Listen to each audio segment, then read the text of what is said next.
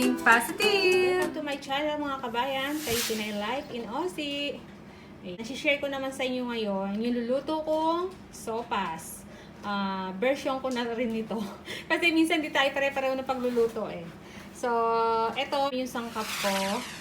So, ito yung mga makikita nyo lang kung ano yung meron ako dito sa bahay. So, umpisahan natin sa mga gulay. Ayan, meron tayong carrots, repolyo, tapos bawang, sibuyas, tapos yung chicken, ayan, nilaga ko na yan, na shredded na. Tapos 3 pirasong hotdog lang yan, kasi yan lang natira sa ref ko eh. So pagkakasya na natin. Tapos syempre yung noodles. Yung noodles nga pala, niluto ko na yan. So luto na kaagad yan. Kasi ganun ako magluto ng sopas. Ayoko yung hindi pa siya luto. Dahil nga sinisip-sip yung ano eh. Nawawala ng sabaw. So yan, luto na yan. Sa huli ko na lang siya ilalagay. Tapos meron tayong gatas. Yan. Ano yan? Ano bang tawag dito? Fresh milk. Yan. Pwede rin evap ang gamitin nyo. Yan. 400 ml lang naman yan. Kumbaga 1.5 cup na milk. Tapos syempre yung asin, paminta, seasoning, tsaka yung chicken cube natin. Yan. So, yan lang yung mga sangkap natin. Siyempre, gagamit din tayo ng cooking oil. So, yan. Start na tayo magluto. So, ilalagay na natin yung sibuyas.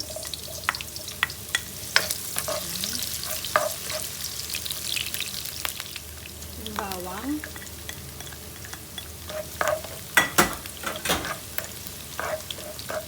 Kailangan natin mag-brown ng konti yung bawang. Lagyan na natin yung chicken tsaka yung hotdog para medyo maigisa na natin sila.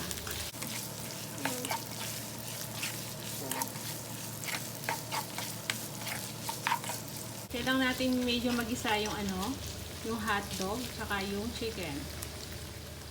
Lalagyan na natin yung chicken cubes natin.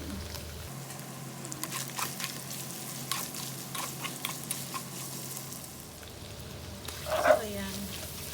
Luto na lang natin yung nor cube.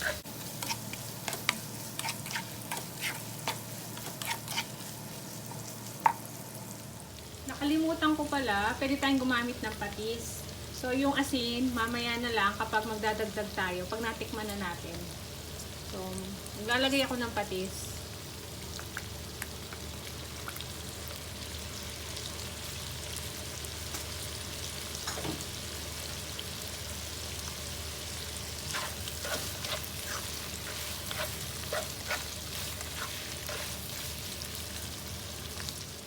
So, ilalagay ko na rin yung ating carrots.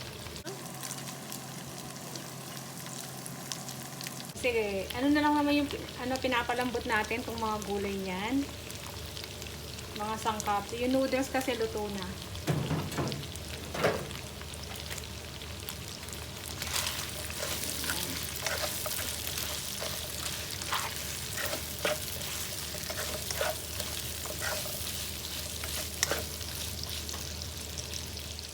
Saka natin lalagyan ng tubig. Yung tubig, nagpakulo na ako para mabilis siyang maluto.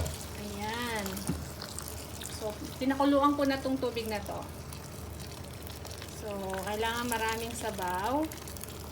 Kasi alam nyo na, makisabaw ang sopas.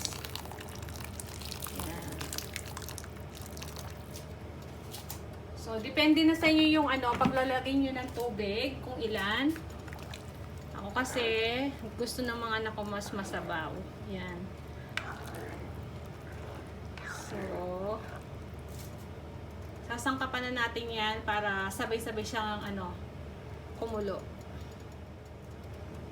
So, maglalagay na ako ng paminta ng 1 teaspoon.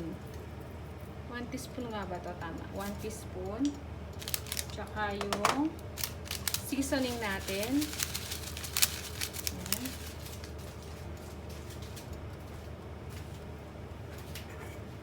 Maglalagay din ako ng konting asin. So mamaya na lang tayo magdadagdag ulit.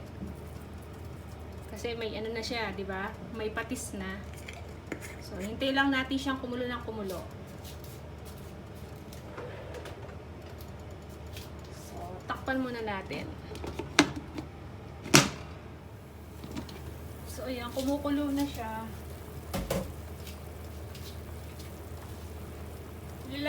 Ilagay na natin yung yung gatas. Isang latang lang naman, evap ang pwede nyo ilagay dyan. O kaya, nasa sa inyo na yan. Yan. May nabibili naman nakalata dyan, di ba? Yung evap. Evap milk. May isang lata. So, yan. So, kapag medyo malambot na yung carrots, lalagay na natin yung noodles, tsaka yung cabbage natin, yung repolyo. Tsaka natin titikman. So, ganyan lang siya kabilis kasi nga, yung noodles natin, luto na. So, hintay lang natin lumambot ng konti yung carrots.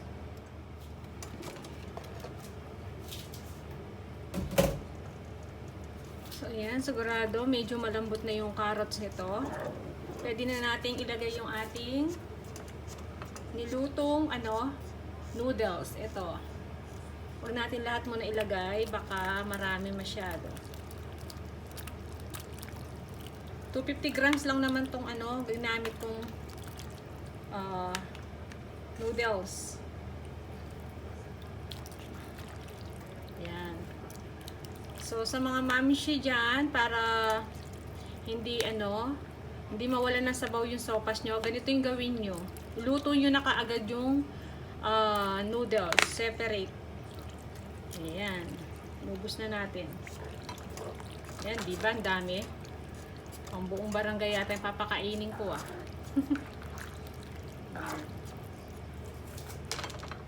So, titikman ko muna siya bago natin lagay yung yung cabbage.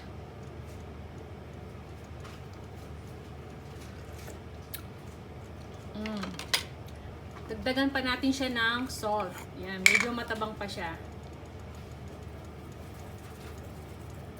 Kaya, kailangan tinitikman nyo yung niluluto nyo para kayo na ang bahalang magtimpla. So, yan. So, hindi na mawawala ng sabaw yan kasi luto na kaagad yung noodles. So, pwede na natin ilagay yung cabbage. Madali naman lutuin tong cabbage Tapos, okay na. Diba? Ganyan lang kadali yung sopas na lutuin. Basta nahiwa na lahat yung sangkap at na iluto mo na yung noodles. Ayan. So, pakuluan lang natin ng konti at ayos na yan. So, yan. Luto na to para hindi ma-overcook yung ating cabbage. So, yan. Pinatay ko na yung kalan. Ayan. Okay na. Pati yung lasa, tinikman ko na kanina. Di ba nagdagdag ako ng asin? Okay na siya. So, ayan ang ating sopas. Luto na po siya. Ayan. So, ayan. Maglalagay na tayo sa ating plato. Oh. Init.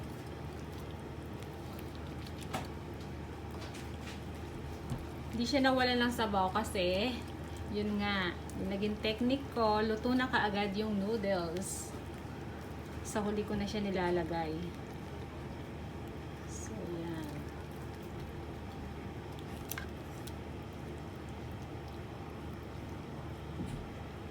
Tapos, kung meron kayong gustong ilagay na garnish sa taas, kayo nang bahala.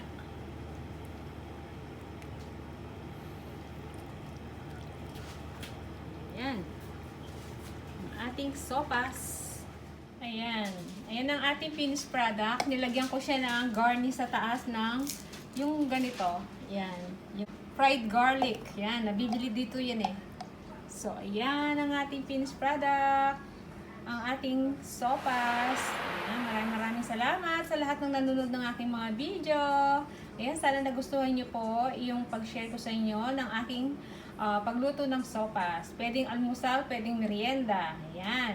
So, kita-kita na lang po tayo ulit sa susunod kong video. See ya!